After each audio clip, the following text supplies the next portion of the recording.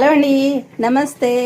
ఈరోజు మన ఇంట్లో గుత్తి వంకాయ కూర, అది కూడా నువ్వుల కారంతో చేసిన, కొత్తిమీర నువ్వుల కారంతో చేసిన గుత్తి వంకాయ కూర అండి. గుమ్మగుమ్మలు ఆడిపోతుంది, అసలు అదిరిపోయింది. మంచి వాసన వస్తుంది. ఉత్తి కూర తినేసేయచ్చు అనమాట. ఇలా రండి, ఇక్కడ చూపిస్తా. ఇదేంటనుకుంటున్నారు? పులుసు అండి. ఏం పులుసు? చుక్క కూర పులుసు అండో. సూపర్ టేస్టీగా ఉంటుంది. ఈరోజు మన వంటల్లో ఉల్లి వెల్లుల్లి వాడకుండా చేసిన వంటలండి. సాత్విక ఆహారం. సూపర్ టేస్టీగా ఉంటుందండో. ఇది చాలా చాలా రుచిగా ఉంటుంది. ఉల్లి వెల్లుల్లి లేకపోయినా కూడా సూపర్గా ఉంటుంది. అయితే నేను ఉల్లి వెల్లుల్లి వాడనని ఏం చెప్పలేనండి, కానీ అవి కూడా చాలా విరివిగా వాడుతూనే ఉంటాను.